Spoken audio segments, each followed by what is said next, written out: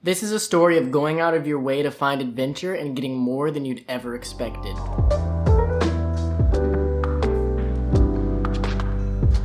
Hey guys, sorry if there's a little bit of background noise in this story time. It's just how it is here in the city. I'm trying to do 2 of these a week, so I gotta record whenever I find the chance. Unfortunately, it's a little bit loud outside. Hopefully you won't hear it, but just a warning. Right off the bat, this story isn't gonna be like the others I've told on this channel. Nothing extremely bad or dramatic happens in this story. Those are all great, but I want to try my hand at telling a more adventure type story about finding things you'd never expected. Let me know how I do in the comments and if you want more stories like this, or if you'd rather they just all be dramatic. Last week I did a story time about our struggles getting to Mambucal Mountain Resort on the island of Negros. There is a link in the description of that video if you want to check it out. This story is kind of like a sequel to that one, though you don't have to watch it to watch this one, but you can if you want. It's 2017, and of course I'm with my brother Chris and our friend Taylor. We'd been at the resort for 2 full days just relaxing, exploring, and hanging out. We were on our 3rd and final day. Over the last 2 days, multiple times we'd seen signs to go to a waterfall trail, and a lot of people said that it was really the best thing you can do at Mambucal Mountain Resort. We tried to do it the night before, but they told us we needed a guide, and for whatever reason we didn't want a guide, so we were like, nah man, screw that. Not taking no guide. But the next morning, I guess we changed our mind because we couldn't find anything else to do. We're headed back to try this waterfall again today. Taylor talked to some people in his sulfur bath last night, and they said that the reason we have to have a guide is because that if we don't, they'll find us 2 days later dead. Oh, sorry, 2 weeks later dead. In other words, we need the guide.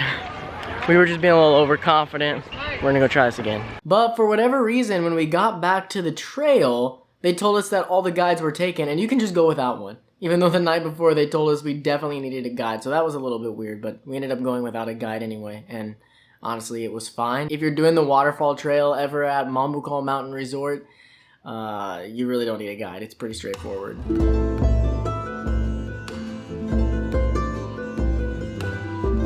Yesterday we were told that we needed a guide to come here, like I was just saying. Today we come up and sign up. Nobody's here to guide us, so we're just following a bunch of other people. Not gonna lie, this walk is pretty easy so far, at least compared to the stuff that we've done back home. Like, I don't know why they said we'd end up dead.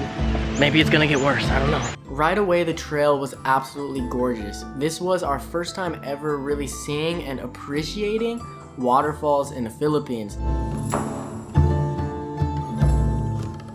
We had already been to Kawasan Falls, but we only really went there for the canyoneering. When we actually got to the falls itself, yeah, it was beautiful, but I don't think we appreciated it as much as some people do because there were just so many people there and it had so much built up around it. Honestly, personal opinion, they kind of ruined Kawasan Falls with all the stuff that they built there, but I still think it's awesome for canyoneering. So getting to see these beautiful blue waterfalls on this mountain trail was incredible, even if they weren't as big and magnificent as like Kawasan. For us at least, or for me at least, it really did feel like a great little adventure. Honestly, we thought when we went on this trail that it was gonna be just one waterfall like at the end of the trail, but there's like 7 or something like that. I don't remember how many there are, but there's multiple waterfalls that you pass on the way. I don't know, maybe it's just my memory playing tricks on me, but I swear they got better the further back you went. Honestly, this is definitely in my top 5 places from the first time I was in the Philippines that I desperately want to go back to. I really didn't know how to appreciate waterfalls back then, and especially didn't know how to film them properly. So this place was amazing, it was beautiful, but admittedly, my footage doesn't really do it justice. After a really fun hike, we reached the top where there was like multiple levels of little waterfalls going into different pools with locals just hanging out, eating, chilling, and jumping into the different pools. This is very cool. This is what I wanted out of a mountain resort.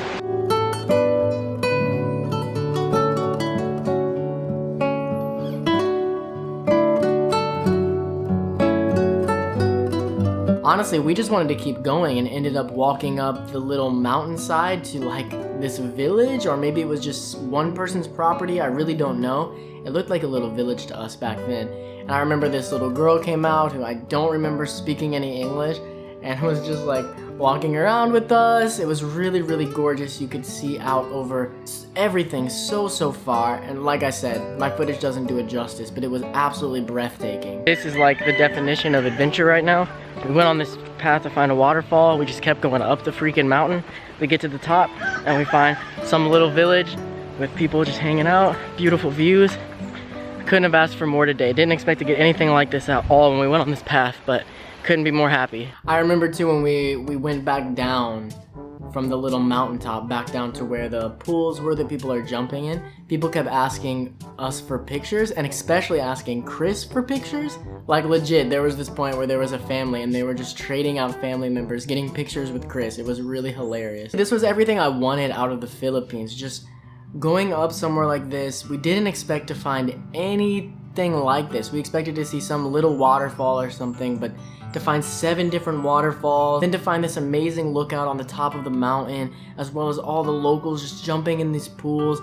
It was really an adventure, and it was really a provincial adventure. It was super awesome. So far at this point, we'd only been to Chocolate Hills, Alona Beach, Moalboal, and Kawasan. So there's so many foreigners, so many tourists there. Just, it's not the true vibe. It's not that real Philippines experience.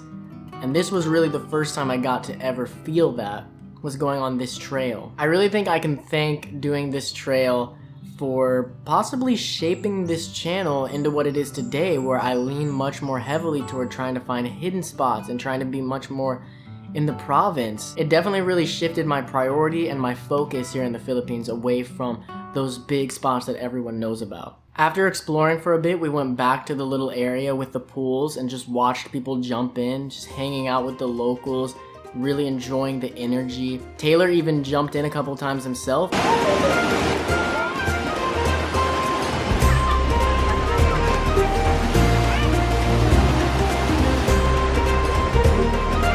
Did you touch the bottom? No. It's that deep? It's pretty deep, yeah. Taylor's going for one last jump with the GoPro.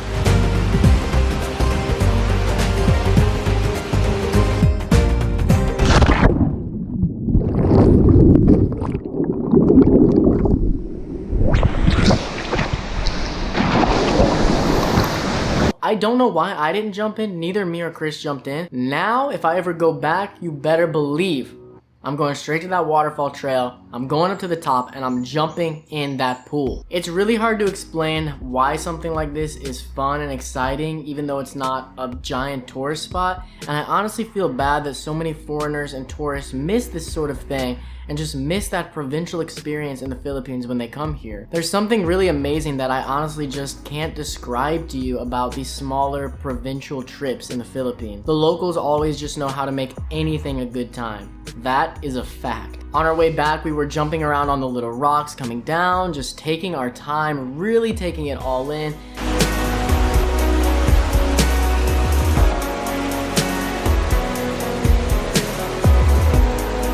And enjoying the whole adventurous feel of this trail. It was an awesome day. We just spent the rest of the day hanging out in the river in the resort itself with other locals swimming and jumping around on the rocks.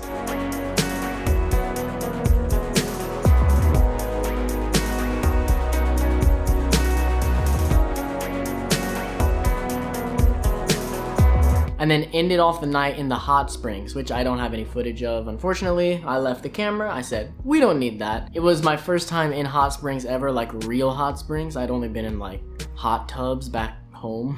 And to be in a hot spring where you have that whole like sulfur smell, it really adds to the experience. More than anything, this was my first experience seeing the other side of the Philippines. The side that a lot of people miss. And it absolutely had an impact on the direction this channel's taken since then. My takeaway is to go off path, talk to locals, and just try those things that other tourists aren't doing. You might find something amazing and have one of your best, most memorable days in the Philippines.